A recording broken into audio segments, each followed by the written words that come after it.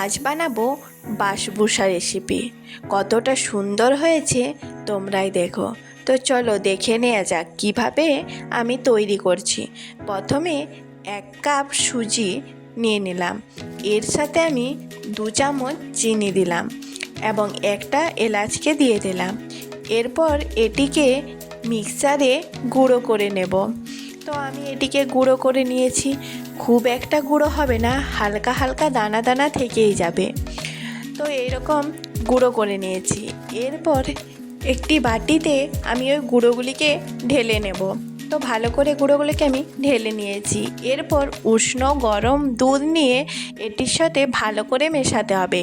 1/2 cup দুধ দিয়ে প্রথমে আমি মেশাচ্ছি, তারপর আবার যদি লাগে তো দেব।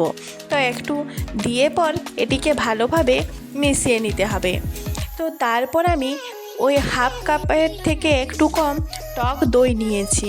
ওই টক দইটিকেও ভালোভাবে মিশিয়ে নিতে হবে। তো চামচের সাহায্যে আমি ভালো করে নিয়ে এটিকে ভালো করে মিশিয়ে নিচ্ছি। তারপর 1 চিমটি লবণ দিয়ে আবার ভালো করে মেশাতে হবে। এরপর এটির সাথে আরও একটু দুধ দিয়ে দিতে হবে। আমার মনে ছিল খুব পুরো হয়ে গেছে বলে আরও একটু দুধ দিয়ে কম দুধ দিয়ে এটিকে ভালো করে মিশিয়ে নিতে হবে। তো আমি ভালো করে কিছুক্ষণ ধরে এটিকে মিশিয়ে নিচ্ছি। তো এরকম এই যে ব্যাটারটি হয়েছে তৈরি। এরপর এটির সাথে 1/2 চামচ বেকিং পাউডার এবং তার থেকেও 1/2 বেকিং সোডা দিয়ে দিয়েছি। এরপর এটিকে আরও ভালো করে মিশিয়ে নিতে হবে। এটির সাথে 2 চামচ নারকেল গুঁড়ো দিয়েছিলাম, ভিডিওটি করা হয়নি বলে দেখানো যায়নি। তো তোমরা চাইলে দিতে পারো। বেকিং পাউডার দেওয়ার ফলে এটি ব্যাটারটি অনেক হালকা হয়ে যায়। তো এইরকম ব্যাটারটি তৈরি করে নিতে হবে। তো আমার ব্যাটারটি তৈরি হয়ে গেছে। এরপর আমি একটি স্টিলের প্লেট নিয়ে নিয়েছি। আমার ব্যাটারটা যেহেতু কম তাই আমি স্টিলের প্লেটটিতে তৈরি করছি না, বেশি করে করলে থালাতে করলেও চলবে। এরপর আমি এটিকে একটু ভালো করে ঘি মাখিয়ে দিচ্ছি, চারিদিকে একটু ভালো করে ঘিটাকে মাখিয়ে দিচ্ছি।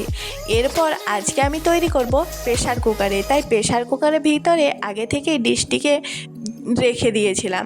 এরপর একটু গরম হয়ে গেলে তারপর ওপর থেকে আমি ব্যাটারটিকে দিয়ে দিলাম। তো তারপর আমি প্রেসার কুকারের ঢাকাটা বন্ধ করে দিয়েছি। এরপর 40 মিনিট পর খুলে দেখি এরকম হয়ে গেছে। এদিকে আমি চিনির সিরাপটা তৈরি করে নিচ্ছি। এইরকম একটা ছোট বাটির 1 বাটি চিনি এবং 1 বাটি জল দিয়ে দিতে হবে। খুব বেশি পুরো সিরাপ হবে না এবং একটি এলাচকে ফাটিয়ে দিয়ে দিতে হবে। তো এটিকে ভালো করে নাড়াচাড়া করে নিতে হবে চিনির শিরাটা।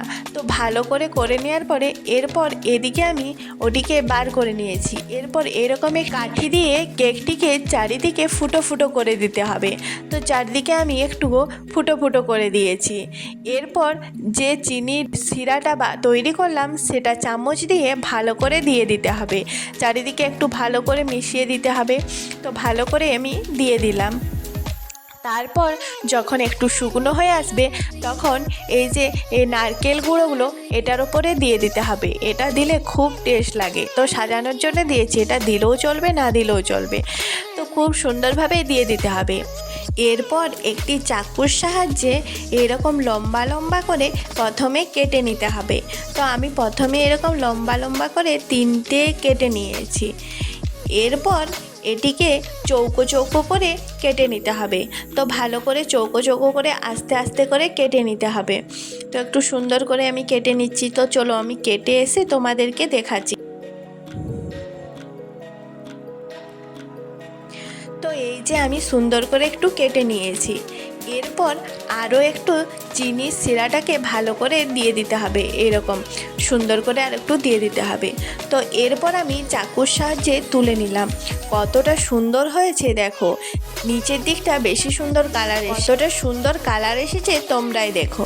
তো ভিডিওটি যদি ভালো লেগে থাকে তবে লাইক, কমেন্ট, শেয়ার এবং সাবস্ক্রাইব করে দিও।